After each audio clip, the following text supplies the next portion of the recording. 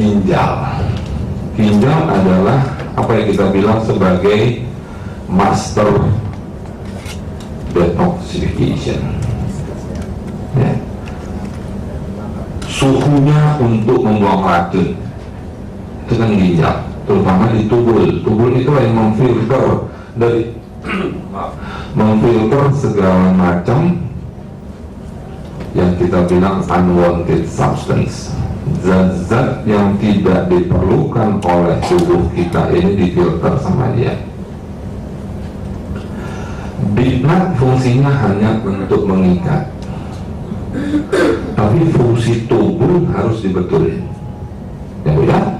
Oke, kunci fungsi tubuh harus dibetulin supaya racun-racun jangan menumpuk di dalam tubuh, ya kan?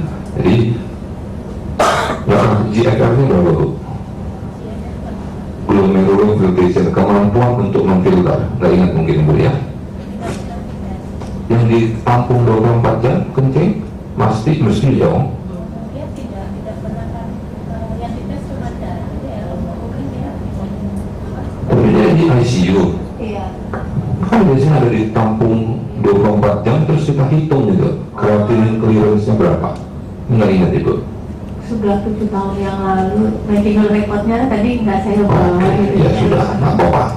Jadi intinya sekarang yang harus kita betulin adalah fungsi sel-sel ginjal dalam arti tubuhnya ini untuk kemampuan untuk memfiltrasi racun-racun tadi itu, ya. Nah, itu yang harus dipikirkan. Untuk itu di noni ini harus hati-hati memakai noni untuk kasus ginjal. Yang saya ingatkan, karena di noni itu kandungan kaliumnya tinggi, itu hati-hati. Untuk saat ini memang dia di kalium. Nah, makanya Protein, rendah protein. Makanya, jadi kita harus hitung benar ini kebutuhan kalium. Karena untuk orang ginjal, kalium ini sangat-sangat berbahaya. Sehingga biasanya kalium harus diturunkan. Di noni ada kalium yang tinggi. Makanya itu yang saya tanya tadi, GFR-nya berapa? Glomerular filtration rate, kemampuan untuk laju filteran, penyaringan itu berapa? Dokternya bilang tinggal berapa persen fungsinya? Enggak di, ya di bawah 20%. Piro nggak dibilangnya. Waktu itu di saya biasanya kan ke harapan kita ya, di ketiga itu. Di harapan kita itu nggak ada, terus adanya di Cipto. Saya sempat ngusulin ke dokternya itu seperti itu, tapi kata dokternya setelah saya konsultasi ke dokter Cipto, dokter Sugeng Pandidik masalahnya, sebenarnya untuk apa dites gitu, apa sudah ketahuan dari astruknya sendiri dia sudah tubuhnya yang tidak berfungsi gitu loh. Tapi secara kedua kata dokter berarti fungsi ginjalnya di bawah 20% gitu. Ya memang bagi mereka nggak perlu, karena pendekatan mereka hanya mikirin kalau urium naik cuci, kreatinine naik cuci, bila perlu astrupnya bermasalah kasih ini kasih itu. Hanya apa yang timbul di permukaan, kita mau tahu ini Bu, kemampuan filtrasi dia gimana. Tapi ya sudahlah, intinya adalah bagaimana kita harus tubulus ginjalnya itu harus diperbaiki. Jadi sel-sel parenchyma yang ada di ginjal itu harus dikuatkan kembali untuk merecover itu. Kita sudah cerita beberapa waktu yang lalu tentang kemampuan daripada proseroninase, suatu enzim yang ada di dalam noni yang sangat baik untuk melakukan proses regenerasi. Ya, kemampuan enzim proseroninase untuk meregenerasi atau untuk memudahkan untuk mengganti sel-sel yang sudah tidak perlu. Ya, proseroninase dengan istilahnya kita bilang dulu ada telereaction, ya Bu ya. Ada yang kita bilang istilahnya kayak tukang pos nganter surat. Itu kemampuan daripada proseroninase. Ya, untuk kasus itu pertanyaannya, boleh kan Noni? Boleh. Cuma hati-hati terhadap kalium. Jadi biasanya kita lakukan pengenceran dulu. Beratnya berapa Bu? 20 kilo. Biasanya kita lakukan pengenceran terlebih dahulu. Coba dulu dengan setengah sloki 15 cc. 15 cc itu adalah satu ke apa ya? Kalau kita minum agak lebih kurang bergantung sendoknya. Kalau sendoknya agak tekung iyalah. Yang gampangnya susah-susah beli di apotek, toko obat,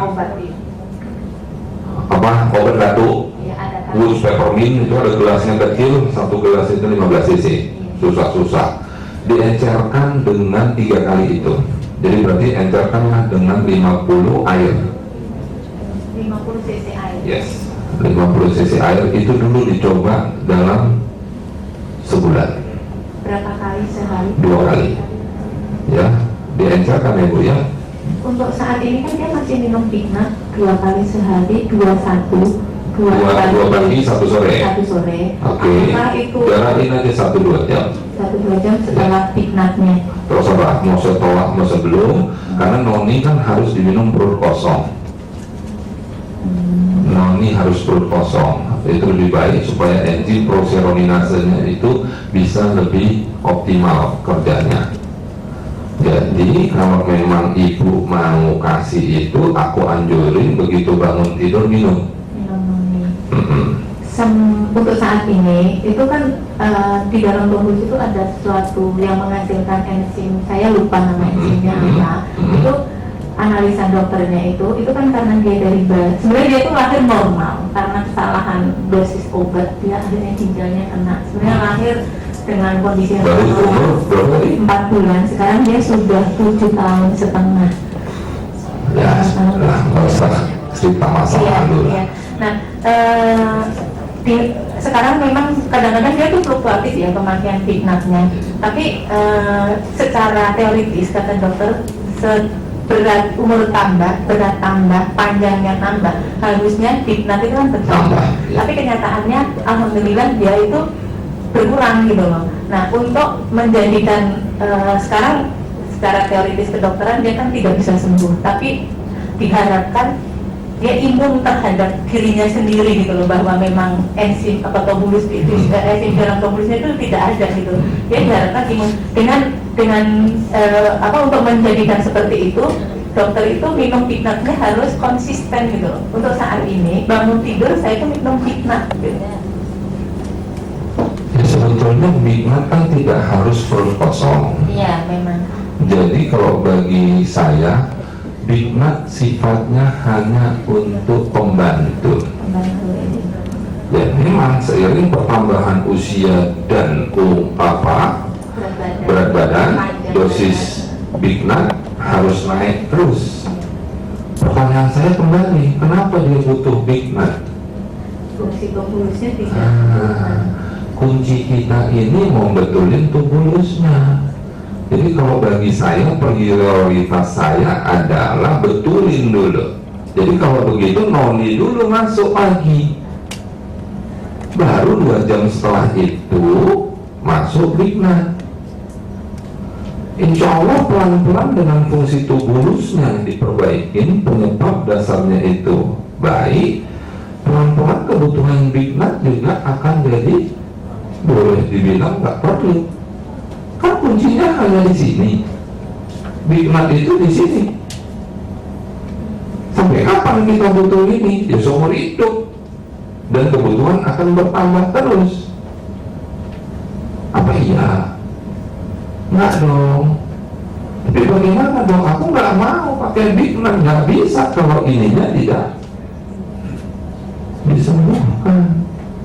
Jadi prioritas kita adalah bagaimana satu, meregenerasi sel-sel tubulus parenkim ginjal, kedua merevitalisasi fungsi ginjal kembali.